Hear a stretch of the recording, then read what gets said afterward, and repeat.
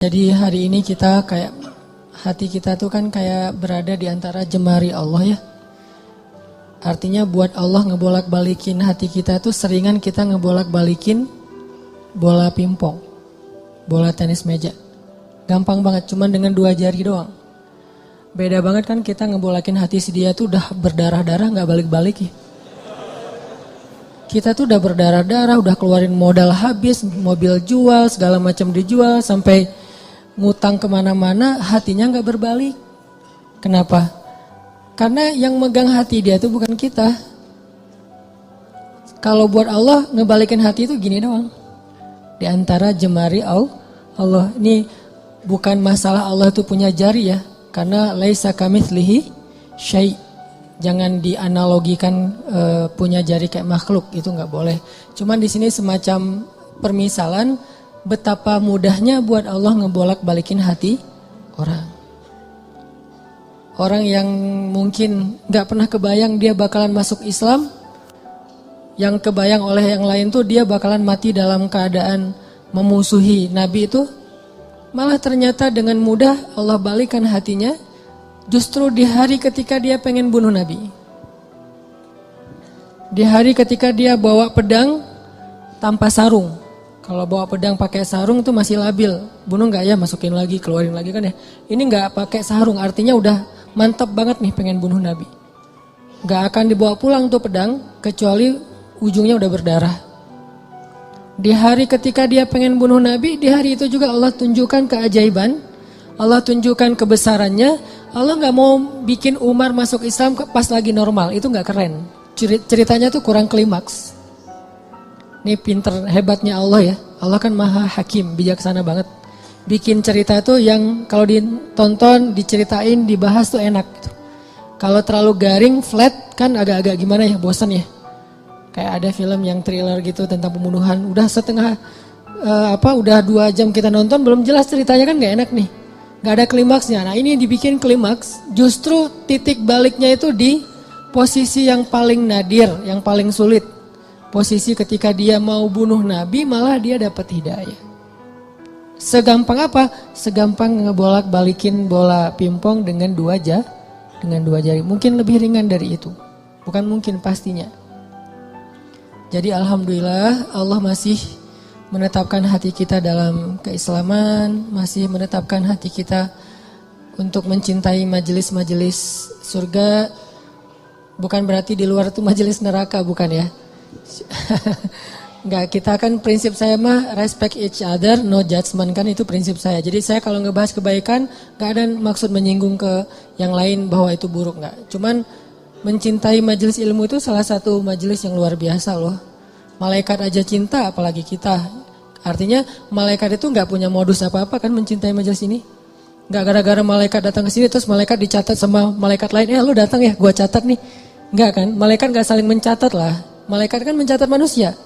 Kalau malaikat saling mencatat kan ntar jadi ada transaksi gitu. Lo catat gua, ntar gua balas catat lo, saling mencatat gitu kan.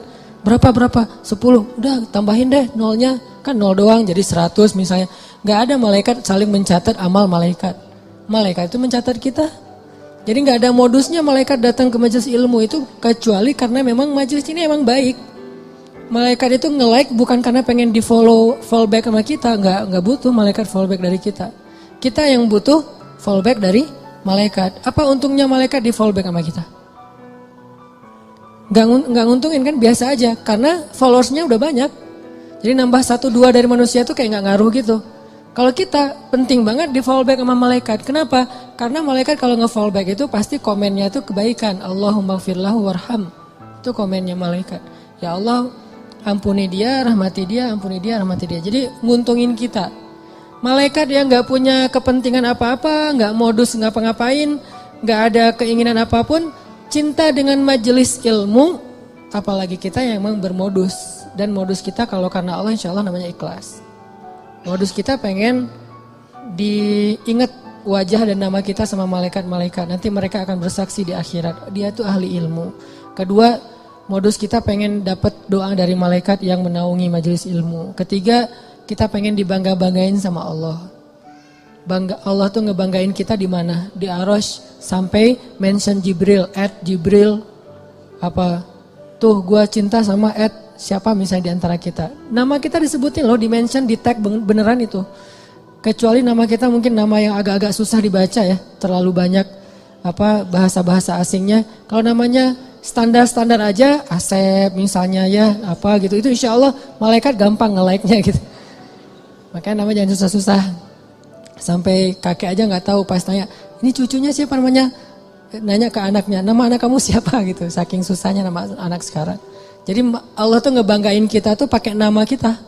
Nama yang ada di KTP, nama yang ada di SIM.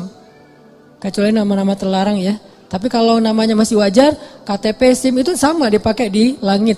Allah nge-mention kita, terus dikasih tahu kepada Jibril. Jibril ngasih tahu ke malaikat. Malaikat ngasih tahu ke seluruh makhluk, ngedoain kita. Kan bermodus tuh. Jadi kalau malaikat aja nggak ada modus cinta dengan majelis ini, kayaknya kita punya alasan yang lebih kuat untuk tetap cinta. Dan ini salah satunya bimbingan hati dari Allah. Alhamdulillah. Kita syukurin terus biar Allah tambahin lagi, istiqomahin lagi.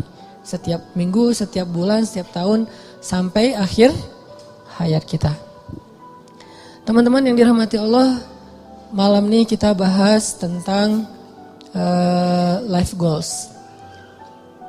Kalau dalam bahasa ulama itu disebut dengan himmah. Salah satunya disebut dengan himmah. Apa kepengennya kita? Apa yang bikin kita happy? Apa yang bikin kita ngerasa hidup itu meaningful, bermakna? Ini namanya himmah.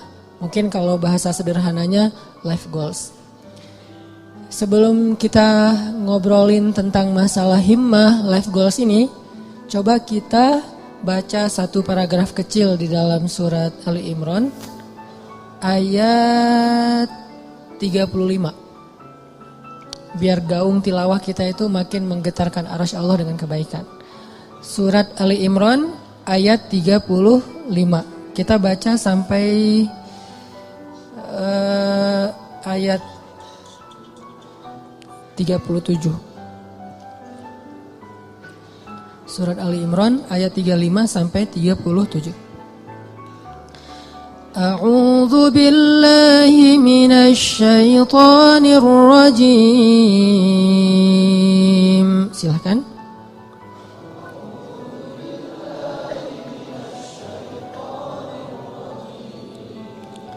Bismillahirrahmanirrahim.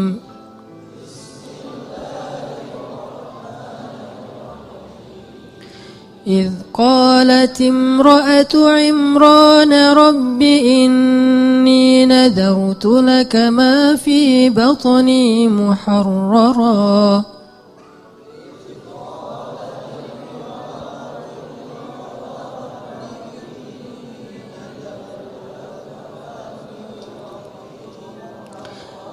فتقبل مني إنك أنت السميع العليم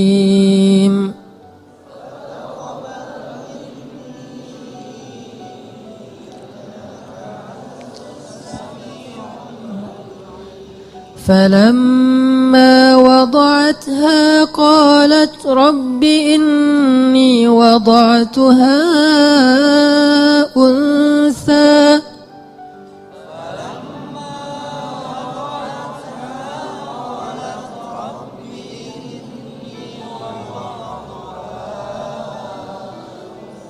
والله أعلم بما وضعت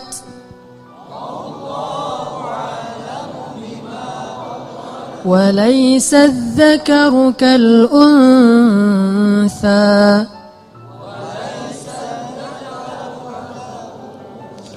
وإني سميتها مريم وإني أعيذها بك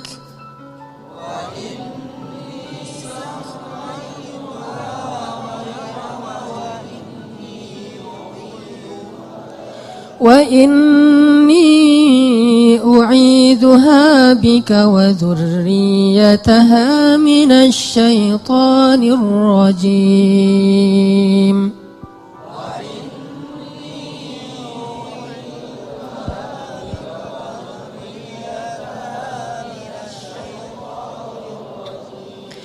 فتقبلها ربها بقبول حسن وأنبتها نباتا حسنا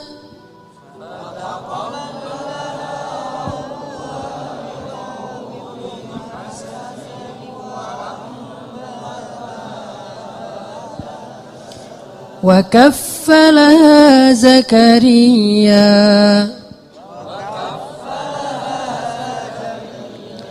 كلما دخل عليها زكريا المحراب وجد عندها رزقا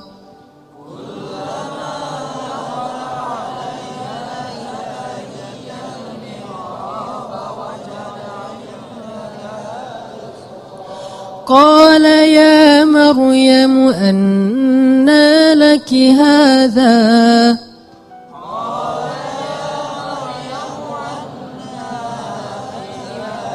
قالت هو من عند الله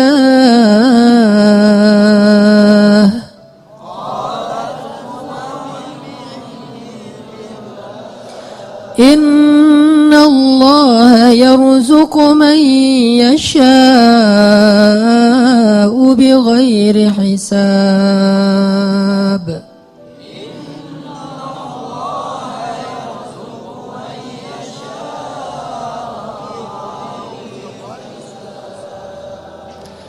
Ingatlah kisah ketika istri Imran berdoa, "Ya Tuhanku, sesungguhnya aku bernazar kepada Engkau agar janin yang ada dalam kandunganku kelak menjadi seorang hamba yang berkhidmat kepadamu di dalam masjid, yaitu Masjid Al-Aqsa. Maka terimalah nazarku itu. Sesungguhnya Engkaulah yang Maha mendengar lagi Maha mengetahui." Maka ketika ia melahirkannya, ia berkata, "Ya Tuhanku, aku telah melahirkan anak perempuan, sedangkan Allah lebih tahu apa yang dia lahirkan. Dan anak laki-laki tidaklah sama dengan anak perempuan dalam aturan-aturannya. Dan aku memberinya nama Maryam, dan aku memohon perlindunganmu untuknya dan anak cucunya dari gangguan syaitan yang terkutuk." Maka Allah menerima Maryam dengan penerimaan yang baik, membesarkan Maryam dengan pertumbuhan yang baik, dan menyerahkan pemeliharaan Maryam kepada Zakaria. Setiap kali Zakaria masuk menemuinya di dalam mihrab kamar khusus ibadah, Zakaria mendapati makanan di sisi Maryam. Lalu Zakaria bertanya, "Wahai Maryam, dari mana engkau memperoleh makanan-makanan ini?" Maryam menjawab, "Semua ini dari Allah. Sesungguhnya Allah memberi rezeki kepada siapa yang Dia kehendaki tanpa perhitungan." Shadaqallahul azim. Ini adalah sepenggal kisah teman-teman tentang himmah, life goals. Bahwa di sini dikisahkan himmah atau keinginannya Ibu Maryam, istri Imran. Dan by the way, Imran ini adalah salah satu simbol keluarga paling keren yang Allah rekomendasikan di dalam Al-Quran. Selain keluarga Nabi Muhammad itu ada dua keluarga lagi, keluarga Ibrahim dan keluarga Imran. Jadi kalau kita pengen niru, pengen jadi rumah kita itu seperti apa sih? Seperti rumah Nabi Muhammad, Baitun Nubuwah, atau rumahnya Ibrahim, atau rumahnya Imran. Salah satu dari tiga itu. Kalau bisa tiga-tiganya lebih keren. Dan Allah rekomendasiin itu di dalam Al-Quran. Allah telah innallaha astafa Adam wa Nuhan wa ala Ibrahim wa ala Imran alal alamin. Allah menjadikan mereka lebih daripada semua yang ada di dunia. Dua keluarga ini, keluarga Ibrahim dan keluarga Imran. Bahkan sebagian ulama sampai berdebat, Imran ini nabi atau bukan. Sebagian mengatakan Imran ini orang solih, dan sebagian lagi mengatakan Imran ini termasuk salah satu di antara nabi, walaupun bukan rasul. Karena sebagian ulama mengatakan Nabi itu ada 124.000, banyak. Dan salah satunya ada Imran. Terlepas dari perdebatan status Imran, yang jelas dia adalah hamba terpilih. Dan Allah menikahkan Imran dengan seorang perempuan yang sangat solehah. Perempuan yang gak sembarangan perempuan. Yang dari bibit yang luar biasa ini nanti muncullah keturunan-keturunan yang luar biasa, hebat, menyejarah. Sampai Al-Quran aja nyebut mereka, nyebut namanya, nyebut kisahnya, nyebut keutamaannya. Itu keren banget. Dan tadi saya bilang by the way-nya apa? Istri Imran itu adalah adik kakak dengan istri Zakaria. Jadi Imran sama Zakaria apaan? Ipar ya. Karena istri Imran itu adik kakak sama istri Zakaria. Jadi Imran, Zakaria ini orang-orang soleh semua. Yang tinggal di Palestina atau tinggal di dekat Masjidil Aqsa. Lama Imran gak punya anak, lama Zakaria juga gak punya anak. Dua-duanya gak punya anak nih. Imran gak punya anak sampai usia tua, Zakaria juga gak punya anak sampai usia tua. Sampai kemudian istri Imran bernazar. Dulu nazar itu masih sesuatu yang wajar. Di zaman Nabi Muhammad sampai kita sekarang, nazar itu boleh tapi agak kurang disukai. Tapi boleh-boleh aja. Nah dulu istri Imran bernazar, ini nazar tuh, saya bernazar. Kalau saya hamil, saya pengen punya anak laki-laki. Kalau dia jadi anak laki-laki, akan saya jadikan dia sebagai marbot Masjid Al-Aqsa. Sebagai khadim atau marbot Masjidil Aqsa. Ini life goalsnya istri Imran. Pengen punya anak yang ngemakmurin rumah Allah. Pengen punya anak yang kerjanya ngapain? Jaga rumah Allah. Supaya Allah jaga dia nanti di akhirat. Dia kerjaannya tuh bersih-bersih masjid. Dan itu bukan kerjaan orang yang pengangguran loh ya. Walaupun istilah di kita itu marbot. Itu istilah yang mungkin jadi kemudian terkesan di masyarakat sesuatu yang gak keren. Biasa aja. Padahal itu pekerjaan paling mulia loh. Kalau ada orang yang sebagai mungkin dia yang bertanggung jawab di sebuah bangunan, sejarah, perpustakaan, museum, kayak gitu-gitu. Ada yang lebih keren, ngejaga rumah Allah Subhanahu Wa Taala. Ngejaga di sini bukan berarti Allah nggak bisa ngejaga. Allah ngasih kita bagian supaya kita dapat kebaikan, karena kehormatan. Kalau Allah menjagain sendiri terus nggak ada peluang kita untuk dapat kehormatan dari Allah. Justru karena Allah kasih kesempatan, ini bukan karena Allah kurang mampu, enggak. Tapi Allah pengen kita dapat kehormatan dengan menjaga rumah Allah. Memakmurkan rumah Allah. Itu life goalsnya istri Imran. Pengen banget punya anak laki-laki bakalan jadi seperti Zakaria. Jadi istri Imran ngefans banget berat sama Zakaria. Ya Allah saya pengen punya anak laki-laki kayak gitu tuh. Kayak ipar saya. Kayak Zakaria. Mudah-mudahan anaknya laki-laki. Nazar sampai. Fataqabbal minni ya Rabb. Terima ya Allah, terima. Nazar. Dulu kan gak ada USG ya. Ketawanya pas sudah lahir. Pas sudah lahir, kaget istri Imran. Rabbi, inni wada'atuha unsa. Ya Allah gimana nih anaknya perempuan? Sementara, walaysa dzakaru kal unsa. Ini perlu kita garis bawahin. Laki-laki tidak sama seperti perempuan. Ini bukan bab emansipasi. Bukan Islam anti kesetaraan gender, bukan. Maksudnya adalah, dulu tradisi orang Bani Israel, tradisi orang Yahudi yang ada di Palestina, perempuan tuh gak boleh menjadi marbot di masjid. Perempuan itu gak boleh belajar di dalam masjid. Perempuan itu gak boleh bahkan masuk ke masjid kecuali terbatas sekali gitu. Jadi maksud laki-laki tidak sama dengan perempuan, maksudnya tradisi yang berlaku waktu itu tidak sama laki-laki dengan perempuan. Ini bukan doktrin bahwa Islam itu gak mengakui perempuan, bukan. Kita harus balik lagi ayat itu, kembalikan lagi kepada konteks sejarahnya. Makanya saya sering bilang, jangan menjudge sejarah dengan angle kekinian, pasti jadi salah paham. Kalau kita menilai sejarah tapi pakai persepsi kekinian, kita akan sering salah paham terhadap sejarah. Kok gini sih, kok gitu sih? Kenapa? Karena kita ngelihatnya benturan dengan culture kekinian kan. Makanya kalau pengen ngerti sejarah, pakailah angle sejarah. Jadi yang dilihat bukan cuma adegannya, sampai persepsi sejarah, emosional sejarah, lengkap gitu. Jadi sejarah itu sampai baper. Jangan cuman adegan tapi persepsinya kekinian, gak nyambung. Nah pada masa itu laki-laki dan perempuan itu dibedain tentang masjid. Laki-laki boleh masuk ke masjid bebas, boleh berkhidmat di masjid, boleh belajar di masjid, boleh jadi ulama di masjid. Perempuan gak boleh, beda dengan di Islam kan. Kalau di Islam justru sebaliknya. Sama laki-laki dengan perempuan dalam masjid, cuman beda fikih. Kalau perempuan lagi haid nanti ada batasannya. Tapi kalau perannya di dalam masjid boleh banget. Buktinya apa? Aisyah itu ngajarin hadis di dalam masjid loh. Dan muridnya laki-laki. Muridnya Aisyah itu juga banyak laki-laki. Walaupun berdua ngajarnya tuh, Abu Hurairah sama Aisyah.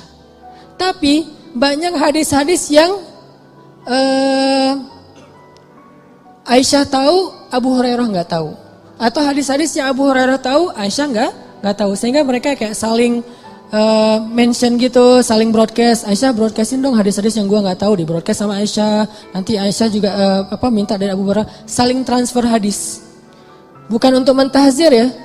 Mereka mentransfer hadis bukan untuk nyalah-nyalahin, salah lo, enggak. Mentransfer hadis itu untuk saling sharing kebaikan. Motivasi sifatnya. Oh ada hadis gitu ya, iya gitu.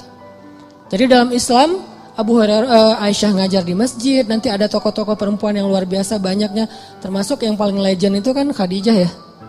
Yang paling berpengaruh dalam dakwah Nabi kan Khadijah, dan Khadijah itu nggak tinggal diam di rumah nungguin, Nabi Muhammad kemana ya, udah jam segini belum pulang, ditelepon nggak diangkat aja, kayaknya habis baterai deh, gitu-gitu enggak. Khadijah tuh nggak pasif di rumah loh ya, nggak bantu dakwah Nabi, dia aktif. Cuman tetap ada kayak etikanya, ada moralnya. Di masa itu justru Allah pengen mengubah tradisi orang Bani Israel yang menganggap perempuan itu kelas kedua di antara masyarakat. Makanya Allah nyindir, ini sebetulnya bahasa sindiran. Walaysa dzakaru kal unsa. Menurut orang Bani Israel, perempuan itu nggak sama dengan laki-laki. Tapi di ayat berikutnya apa? Fataqabbalaha rabbuha biqabulin hasan. Tapi Allah sendiri nerima perempuan itu dengan penerimaan yang baik. Jadi Allah tuh pengen mengubah tradisi sebetulnya. Biar kita gak salah paham terhadap ayat ini. Tuh ayatnya tuh gak sama laki-laki perempuan. Yang gak sama itu bukan dalam persepsi ayat. Bukan dalam persepsi Allah, dalam persepsi masyarakat. Dan Allah mengubahnya dengan kalimat fataqabbalaha rabbuha biqabulin hasanin. Justru Allah nerima perempuan itu dengan penerimaan yang sangat istimewa. Dia sediakan khusus mihrab buat dia, diberikan keutamaan buat dia, sampai turun makanan aja dari langit coba. Kurang apa perlakuan Allah? Treatment Allah ke Maryam tuh lebih istimewa daripada cowok-cowok yang udah lama di situ. Banyak tuh cowok-cowok, ada yang jomblo, ada yang udah nikah, itikaf di masjid, terutama yang jomblo ya. Masih punya banyak waktu lah buat itikaf kan. Kalau udah nikah, kalau keseringan itikaf zalim juga sama istri ya kan ya. Kalau udah nikah mah dijadwalin seminggu sekali. Tapi kalau masih sendiri, itikaf aja setiap hari nggak masalah, apalagi kos-kosan nggak sempat bayar, udah masjid aja. Jadi udah lama di masjid kayak gitu, tetap aja Allah nggak ngasih hidangan dari langit. Sedangkan cewek Allah kasih hidangan dari langit. Di sini menunjukkan bahwa Islam itu menghargai perempuan banget loh. Bisa dibilang jarang banget ada orang yang dapat hidangan celeng datang dari langit. Itu udah buah yang segar, yang udah kualitasnya luar biasa. Di depan Maryam, Zakaria aja sampai terheran-heran. Padahal Zakaria itu jelas-jelas sepakat ulama dia itu nabi. Zakaria aja terheran-heran dengan perlakuan treatment langit kepada Maryam. Sedangkan Bani Israel melecehkan Maryam. Jadi maksud walaisa dzakaru kal unsa, tidak sama laki-laki dengan perempuan di sini adalah Allah lagi nyindir tradisi Bani Israel. Itu maksudnya. Bukan dalam Islam itu laki-laki dan perempuan itu dibeda-bedain, bukan. Udah gitu, ya udah deh kalau gitu, udah terlanjur lahirin anak cewek, masa mau digimanain lagi gitu, masa dioperasi segala macam, enggak, susah. Akhirnya ibu Maryam menamakan anaknya Inni Sammaituha Maryam. Apa arti Maryam secara bahasa? Khadimah. Maryam itu secara bahasa artinya marbot, cewek.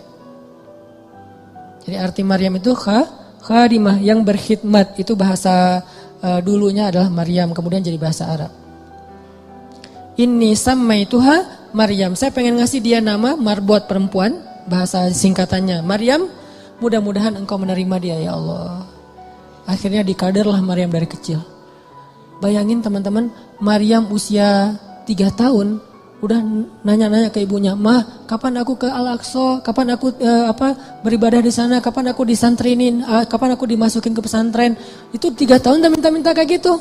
Malah ibunya yang nggak tega, "Mah, aku kangen dengan Al-Aqsa." Karena belum waktunya, karena ada waktunya nanti dia boleh ke Al-Aqsa. Maryam setiap hari naik ke atas bukit, menghadap ke arah Al-Aqsa dan berbicara dengan Allah. Ya Allah, aku kangen dengan Al-Aqsa. Ya Allah, aku pengen ke sana. Ya Allah, ini daya tariknya Al-Aqsa. Jadi salah satu ciri orang beriman mencintai Al-Aqsa. Itu salah satu di antara bagian dari keimanan. Mencintai Al-Aqsa. Bukan karena konfliknya, bukan karena sentimen terhadap Israelnya, bukan. Karena emang kayak gitu turun-temurun dari zaman dulu. Ini tradisi. Tradisi spiritual namanya. Dari zaman Nabi Sulaiman udah kayak gitu, zaman sebelumnya juga kayak gitu, zaman Musa juga kayak gitu. Tradisi spiritual yang diturun-temurunkan. Dan Maryam kecil, anak usia 3 tahun, udah cinta banget dengan Al-Aqsa. Pengen kesana, mah kapan. Kenapa bisa punya anak kayak gini? Life goals ibunya, himmah ibunya. Jadi kalau salah satu rahasia dari life goals itu kalau benar-benar kuat jadi himmah, nanti kita belajar apa bedanya himmah dengan sekedar basa-basi. Kalau benar-benar jadi himmah teman-teman, itu akan jadi kenyataan loh. Gimana kita jadiin life goal kita jadi kenyataan, life goal kita jadi keajaiban. Walaupun rintangan ada aja kayak istri Imran, kok lahirnya anak perempuan. Justru Allah pengen ngasih banyak hikmah, banyak luar biasa pelajarannya lewat skenario kayak gitu.